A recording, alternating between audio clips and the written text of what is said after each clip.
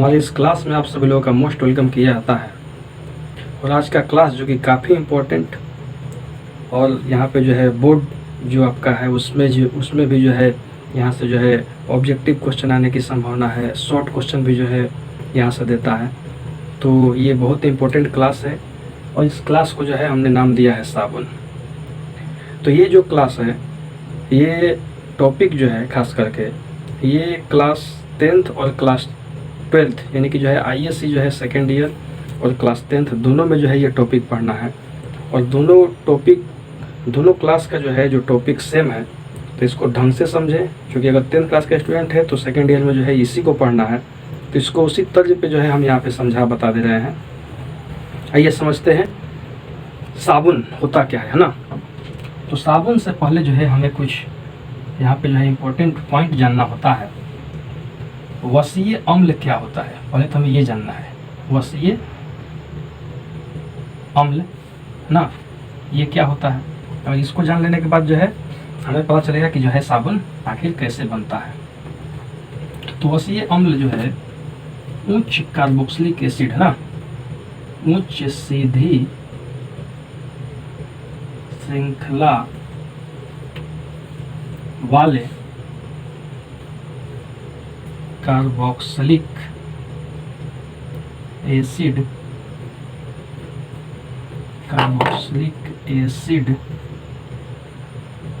को ही वसीय अम्ल कहा जाता है। वसीय अम्ल कहा जाता है। अब यहाँ पे एग्जाम्पल में जो है हम लोग थोड़ा बात कर लें। उच्च सीधी श्रृंखला, पहले तो ये समझना है कि उच्च सीधी श्रृंखला का मतलब क्या हुआ है। यानी कि जो है C12 से लेकर के जो है C18 तक, खास करके है ना C12 से जो है C18 तक के जो कार्बोक्सिलिक एसिड है ना, उनको जो है उच्च है ना, उनको ही जो है उच्च कैटेगरी में रखा गया है C12 से C18 तक।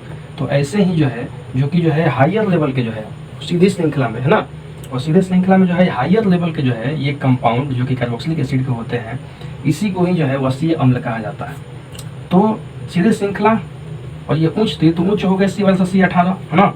लेकिन सीधे श्रृंखला का मतलब क्या है, इसको ये देखते हैं। तो यहाँ पे जो है पहले कुछ एग्जाम्पल जो है हम दे देते हैं, जैसे पामेटिक अम्ल है ना, पामेटिक अम्ल, इसके जो है एग्जाम्पल हो जाएंगे है ना, जिसको हम लिख सकते हैं C15 यानी कि C15 और H हो जाएगा 31 COOH ऐसे करके है ना। चूँकि एसिटिक एसिड का जो है जो फार्मूला होता है यानी कि जनरल फार्मूला होता है वो होता है CnH2n+1 COOH ऐसे करके जो है ये होता है ना। तो वहीं जो है यहाँ पे जो है n का वैल्यू जो है यहाँ पे 15 है, तो ये दुगना से जो है एक ज़्यादा जो है हाइड्रोजन जो है हो जाएगा, तो यानी कि 15 दूना 30 1 31 ऐसे करके। और COOH का ग्रुप जो है ये जुड़ जाएगा, तो COOH का ग्रुप जुड़ गया। ऐसे करके जो है सूत्र याद रखना काफ़ी आसान है। पामेटिक अम्ल के साथ जो है हो जाएगा बात हो जाएगा ओलेइक अम्ल। ओलेइक अम्ल, तो ओलेइक अम्ल का जो है सूत्र बन जाएगा कि C16H, और 16 है तो H कितना, H का वैल्यू कितना हो जाएगा, तो वहीं 2n+1 यानी कि 16 दूना 32 1 33 यहाँ पर हो जाएगा। और फिर COOH का ग्रुप आकर के जो है ये जुड़ जाएगा ऐसे करके। तो ये जो है एग्जाम्पल नंबर तीसरा हो जाएगा एस्टियरिक एसिड या अम्ल है ना। इसमें क्या होता है एस्टियरिक एसिड में जो है, तो ये हो जाएगा C17 ना, C17 तो H कितना हो जाएगा, तो 34 1 35 दुगना से एक ज़्यादा तो 35 और COOH का ग्रुप आकर जुड़ जाएगा। तो ऐसे करके ये कुछ मुख्य एग्जाम्पल हैं जिसको हमने दे दिया। ऐसे करके जो है ये इसके एग्जाम्पल बन जाएंगे जो कि वसीय अम्ल के एग्जाम्पल है। अब सीधी श्रृंखला का मतलब क्या हो गया, इसको देखिए समझा रहे हैं और ध्यान से इसको भी समझ लेना है। यहीं पे सीधी श्रृंखला जैसे C15 है H31, तो C15 का जो मतलब ये हो गया कि कार्बन को जो है ऐसे करके जो है 1 2 3 4 5 6 7 8 9 10 11 12 13 14 15 ऐसे करके लिख लीजिए। अब इस 15 कार्बन को जो है सिंगल बॉन्ड से जो है हम जोड़ देंगे, तो यही जो है सीधी श्रृंखला कहलाएगा, यानी कि जो है एक सीधा श्रृंखला में जो है ये कहलाएगा। और COOH भी जो है यहाँ पे जोड़ना है, इंच लगाना है C15, तो ये C15 सिंगल बॉन्ड में हो गया। H31 तो H31 को भी जो है यहाँ पे क्या कर देंगे, जोड़ देंगे। एक और कार्बन COOH में है तो एक और कार्बन को भी यहीं पे बढ़ा लेते हैं ना, यानी कि जो है 15 1 16 कार्बन जो है यहाँ पे हो गया। इसको जो है एच करके जो है हम सबका जो है 4-4 पैर बना देंगे इस तरीके से। बहुत ध्यान से इसको समझ लेना है। 4-4 पैर जो है हम यहाँ पे बना दिए, सबका जो है 4 पैर हम बना रहे हैं। जैसा कि स्ट्रक्चर में हम लोगों ने सीखा है पीछे वाला क्लास में, वही काम हम यहाँ पे कर रहे हैं। एग्जाम्पल C15 का ले रहे हैं ना, ऐसे ही जो है नीचे वाला भी जो है आप आराम से बना सकते हैं। चलिए ये हो गया। तो C15 और H31 है ना, अभी तक जो है यहाँ तक हो गया है ना। COOH का ग्रुप, तो यहाँ पे जो है COOH का ग्रुप जो है हम जोड़ देंगे, ये हो जाएगा C जो है डबल बॉन्ड O है ना, और यहीं पे जो है OH का ग्रुप जो है आकर के जुड़ जाएगा। तो COOH जो कि एसिड का ग्रुप है, ऐसे करके जो है C15 H31 और COOH, इसका जो है ये स्ट्रक्चर हमने यहाँ तक बना दिया। Arrow clear. ऐसे ही 16 का 17 का भी आप बना सकते हैं, एक का हमने समझा दिया। अब इसी को ना, जिसको जो है किसका स्ट्रक्चर था, तो ये स्ट्रक्चर था C15 H31 COOH का, इसी का ये स्ट्रक्चर था ना, जिसे पामेटिक एसिड कहा जाता है।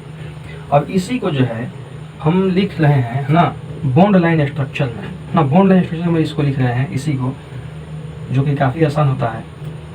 ये देखिए यहाँ पे पहला कार्बन, ये दूसरा, ऐसे ही जो है।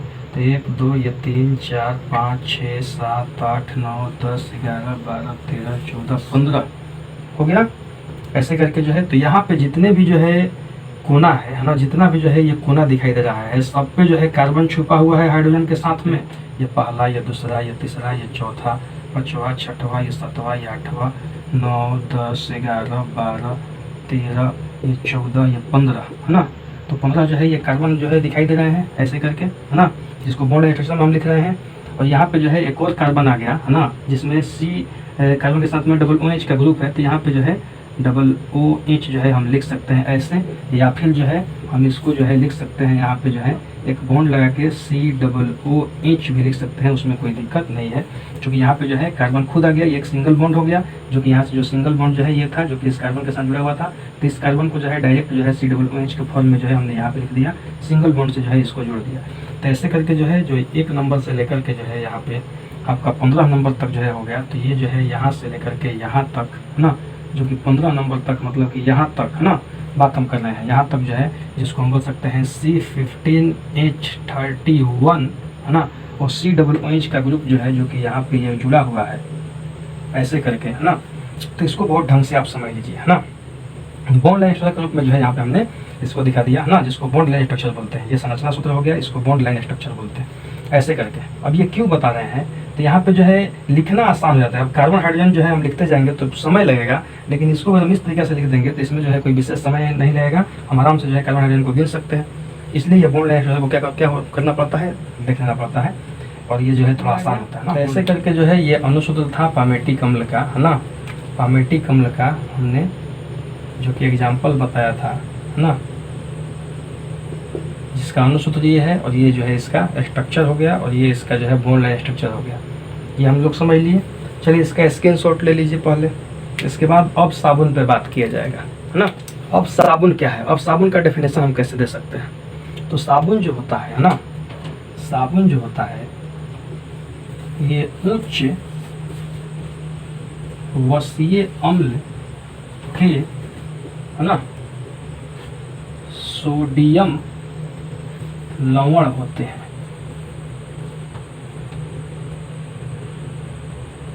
बहुत ध्यान से इसको समझ लेना है। उच्च वसीय अम्ल के सोडियम लवण, अभी ये क्या है, उच्च वसीय अम्ल में ही जो है, जो हमने 3 एग्जाम्पल दिया था, इसमें पामेटिक एसिड था, ओलेइक एसिड था, एस्टियरिक एसिड था। तो एक एग्जाम्पल हम उसी में जो है उठा ले रहे हैं एस्टियरिक एसिड का है ना, एस्टियरिक एसिड यानी कि एस्टियरिक अम्ल का क्या था, तो C17 H35 और COOH था। आजू क्लियर। अब यहीं से जो है एक इंच को हटा करके है ना, एक इंच क्या कर देंगे हम, यहाँ से हटा देंगे, और हटाने के बाद में जो है यहाँ पे जो है कुछ नहीं, अगर हम सोडियम को जो है ला करके हम जोड़ दें है ना, तो सोडियम को जो है इंच हटा करके सोडियम को अगर हम जोड़ देंगे तो ये जो है एस्टर का ग्रुप बन जाता है। एस्टर का ग्रुप जिसको जो है आप पढ़े होंगे पीछे का क्लास में, जो है अगर आपने जो है एस्टर का जो है नोमेनक्लेचर यानी कि IUPAC नेमिंग का जो है वीडियो अगर देखा होगा, जो कि स्क्रीन पे आ रहा होगा, है ना, इसको आप जरूर से देख लें। क्योंकि कहीं ना कहीं जो है स्ट्रक्चर का जो है बहुत अधिक मान्यता है, स्ट्रक्चर पे ही जो है आप ऑर्गेनिक केमिस्ट्री में चल पाइएगा, कार्बनिक रसायन में चल पाइएगा। और ये टॉपिक जो हम पढ़ रहे हैं वो कार्बनिक रसायन में ही पढ़ रहे हैं, तो बिना स्ट्रक्चर का जो है बहुत मुश्किल हो जाएगा, है ना। तो इस वीडियो को जो है आप जरूर से जरूर देख लीजिए, है ना, जिससे कि जो है पता चल जाएगा कि जो है साबुन जो है आखिर किस तरीके से जो है बनता है, या फिर कैसे जो है साबुन का डेफिनेशन होता है, पता चल जाएगा काफ़ी आसानी से। अब इस हाइड्रोजन को हटा करके हम सोडियम को जोड़ दिए, तो स्पष्ट है कि जो है हाइड्रोजन को हटा करके जो है अगर हम सोडियम को या पोटेशियम को जो है अगर हम यहाँ पे जोड़ते हैं, और भी बहुत सारे ग्रुप अगर जब जुड़ेंगे रेडिकल के तौर पे, तो वहीं एस्टर का निर्माण होता है।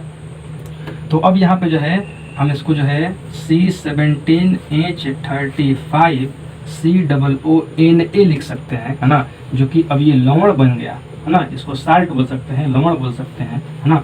और इसका नाम जो हो जाएगा, है ना, सोडियम एस्टियरेट, NS हो गया सोडियम, तो इसका जो नाम बन जाएगा वो हो जाएगा क्या, सोडियम, है ना, सोडियम एस्टियरेट इसका नाम हो जाएगा, सोडियम एस्टियरेट। ऐसे करके जो है ये इसका नाम बन जाएगा, है ना, सूत्र ये बन जाएगा। आजू क्लियर। चलिए अब यहीं पे जो है इसको जो है हम बॉन्ड लाइन स्ट्रक्चर में लिख देते हैं, है ना। तो यहाँ पे जो है 17 लिखना है, तो ये पहला, ये दूसरा, उसके बाद ये तीसरा, चौथा, पांचवा, छठवां, सातवां, आठवां, 9, 10, 11, 12, 13, 14, 15, 16, 17 हो गया। और 17 के बाद में जो है यहाँ से जो है COONA यानी कि COONA ऐसे करके जो है हम यहाँ पे लगा देंगे, है ना। अब यहाँ पे जो है देख ये लेना है कि चूंकि यहाँ पे जो है पहला से लेकर के जो है ना, पहला से लेकर के जो है यहाँ तक का जो कार्बन है, ये पहला कार्बन हो जाएगा, ये पहला वाला। और ये जो कार्बन है आपका, है ना, ये कार्बन जो है 17 यानी कि जो है ये C17 का जो है ये कार्बन है ना, यानी कि 17वां जो है कार्बन का परमाणु यहाँ पे है। ऐसे करके जो है COONA जो कि हम यहाँ पे देख पा रहे हैं, COONA का ग्रुप यहाँ पे जुड़ गया, ये जो है ग्रुप यहाँ पे जो है आकर के जुड़ गया, है ना। अब यहाँ पे देखिए 2 ग्रुप आकर के जुड़ गया, यहाँ पे ये पहला ग्रुप जो है यहाँ से यहाँ तक, और दूसरा जो है इसको यहाँ से यहाँ तक। इसमें जो हमने इसको 2 भागों में तोड़ लिया। बॉन्ड लाइन स्ट्रक्चर इसका पूरा का पूरा C17H35COONA, इसका जो है बॉन्ड लाइन स्ट्रक्चर पूरा का पूरा था ये, और पूरा का पूरा बॉन्ड लाइन स्ट्रक्चर को हमने 2 भागों में तोड़ लिया, है ना। जहाँ से कि जो है C17 से लेकर के जो है H35 और COONA ये जो है पहला भाग हो जाएगा, ये हो जाएगा दूसरा भाग। वही चीज़ हमने यहाँ पे स्ट्रक्चर में भी तोड़ लिया, ये पहला भाग हो गया, ये दूसरा भाग हो गया, ऐसे करके ये पहला भाग हो गया और ये हो गया सेकंड भाग। अब यहीं पे जो है आप समझ लीजिए कि जो पहला भाग होता है ना, ये अध्रुवीय भाग होता है, इसको बोल सकते हैं अध्रुवीय पार्ट यानी कि नॉन पोलर पार्ट। अध्रुवीय यानी कि इस पर कोई चार्ज प्लस माइनस से कोई चार्ज नहीं होता है, जबकि अगर इसको देखा जाए तो ये जो है सेकंड भाग जो है ये ध्रुवीय भाग है, वो ध्यान से इसको समझ लेना है। सेकंड पार्ट जो होता है वो ध्रुवीय भाग होता है, यानी कि पोलर पार्ट इसको बोल सकते हैं, पोलर पार्ट, है ना, ध्रुवीय भाग ये है। कैसे? तो COO पे जो है चार्ज है माइनस का, और Na पे चार्ज होता है प्लस का, चूंकि ये धातु है ना, इस पे जो है प्लस का चार्ज हो जाएगा। COO पे जो है ये माइनस का चार्ज होता है। तो यहाँ पे देखिए प्लस माइनस का जो है चार्ज है, जिसपे पोल बन रहा है, पोल मतलब ध्रुव बन रहा है ना, और ध्रुव का बनना ही जो है इसलिए ये ध्रुवीय भाग है, जबकि इस पे कोई पोल नहीं बन पा रहा है। ये जो है नॉन पोलर पार्ट है, यानी कि अध्रुवीय भाग है। ये बात समझ आ गया? आप बात समझ आ गया? ये जो है पार्ट 1 और ये हो गया पार्ट 2। यहीं पे एक बहुत इंपॉर्टेंट जो है समझा दे रहे हैं बात, जो कि यहाँ पे जो है याद रखिएगा कि जो अध्रुवीय भाग होता है ना, जो कि जो है ये आयल लविंग पार्ट होता है, इसको हम बोल सकते हैं आयल लविंग पार्ट, है ना, आयल लविंग पार्ट, है ना। आयल लविंग का मतलब ये हो गया, है ना, कि ये जो है तेल से इसको प्रेम है ना, तेल से जो है तैलीय भाग से जो है इसको प्रेम है ना, यानी कि तैलीय भाग को जो है ये आकर्षित कर लेता है या उससे चिपक जाता है, हम ये कह सकते हैं। जबकि ये जो भाग है इसको हम बोल सकते हैं वाटर लविंग पार्ट, है ना, इसको बोल सकते हैं वाटर लविंग पार्ट, है ना। हिंदी में जो है इसको वाटर लविंग पार्ट को जो है हिंदी में हम बोल सकते हैं, है ना, जलरागी भाग ऐसे कह सकते हैं, है ना। ये पोलर भाग जो कि जलरागी भाग है, या इसको वाटर लविंग पार्ट ही बोल सकते हैं। और जो अध्रुवीय भाग है इसको विजलरागी, है ना, या जलविरागी, क्या इसको बोल सकते हैं, जलविरागी पार्ट, यानी कि जलविरागी भाग बोल सकते हैं। तो ये काफ़ी इंपॉर्टेंट है, ऑब्जेक्टिव भी यहाँ पे दे सकता है ना। कि जो ध्रुवीय जो भाग होता है वो जो है किस टाइप का होता है या उसका नेचर क्या होता है। तो उसका जो नेचर यानी कि प्रकृति होता है वो जलरागी होता है ना, यानी कि जो है ये इसको वाटर से प्रेम है, यानी कि जल में ये घुल जाते हैं, है ना। और ये जो है ऑयल लविंग पार्ट है, यानी कि जो है ये तेल या जो है वसा में जो है घुल पाते हैं ना। तो ऐसे करके जो है ये दो भाग जो है मुख्य रूप से होता है। तो इसको बहुत ध्यान से जो है समझ लीजिए, है ना। और इसका स्क्रीनशॉट भी ले लीजिए। चलिए, अभी तक का क्लास कैसा लगा ये। इस क्लास में हमने आपको ये समझाया कि जो है साबुन मुख्य रूप से जो है साबुन कहते किसे हैं, है ना। और हमने एग्जांपल समझा दिया जिसमें जो है आपको स्ट्रक्चर के साथ साथ हमने बता दिया कि जो है मुख्य रूप से साबुन जो है उसका वो साबुन जो है होता क्या है ना। तो हमने इसको समझा दिया ढंग से, स्ट्रक्चर के साथ साथ जो है एग्जाम्पल स्ट्रक्चर सब कुछ हमने समझा दिया। ऐसे करके जो है हमने अभी तक इसको देखा, है ना। नेक्स्ट वीडियो में जो है हम देखेंगे कि जो है साबुन बनाने की जो है विधि, यानी कि सोपनीफिकेशन या साबुनीकरण क्या होता है, उसको हम नेक्स्ट भाग में देखेंगे, है ना। तो यदि आप इस चैनल पे जो है नया है तो इस चैनल को जो है सब्सक्राइब करना नहीं भूलें, क्योंकि सब्सक्राइब करने के बाद जब आप बेल आइकन को दबाते हैं तो नेक्स्ट पार्ट जो है आपके मोबाइल के नोटिफिकेशन पा जाएगा, जिससे आप इस पूरे भाग को ढंग से समझ पाइएगा, जो कि काफ़ी जो है बोर्ड मॉडल जो है यहाँ पे क्वेश्चन के तौर पे जो है ये आ सकता है ना। बोर्ड में क्वेश्चन आ सकता है, तो ढंग से जो है इसको जो है आप देखें, है ना। और इसका जो है प्रैक्टिस करें, मेहनत करें। और अभी तक इस वीडियो को जो है ध्यानपूर्वक सुनने और समझने के लिए आप सभी लोगों का जो है दिल से बहुत बहुत धन्यवाद। Thank you.